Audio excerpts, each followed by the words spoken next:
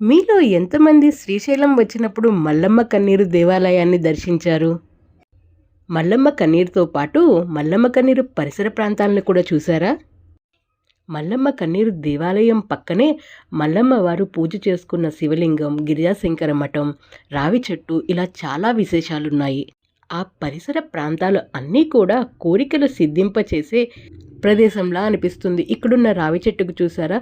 ఇక్కడ మనం ఏదైనా కోరిక ముడుపు కట్టి కింద ఉన్న సుబ్రహ్మణ్యేశ్వర స్వామి అంటే నాగప్రతిమలకు నమస్కరించుకుని ప్రదక్షిణాలు చేస్తే ఆ కోరిక తీరుతుందని భక్తుల నమ్మకం. రావి చెట్టు పక్కనే గిరిజా శంకర మఠం ఉంటుంది. ఈ మఠంలోనే మల్లమ్మ వారు నిత్యం పూజించుకునే శివలింగం కూడా ఉంటుంది. మఠం పక్కనే ఉయ్యాల, దాంట్లో మల్లమ్మ వారి విగ్రహం.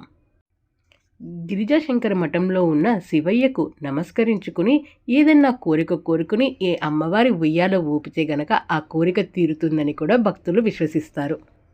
ఈ రెండింటితో పాటు ఎంతో ప్రాచుర్యం పొందిన రోలు రోకలి. మల్లమ్మ వారు ఉపయోగించిన ఈ రోలు రోకలికి నమస్కారం చేసుకుని ఏదన్నా కోరిక కోరుకుని రోకల్ని గనక రోల్లో నిలబెడితే కూడా కోరిక తీరుతుందని చెప్తుంటారు.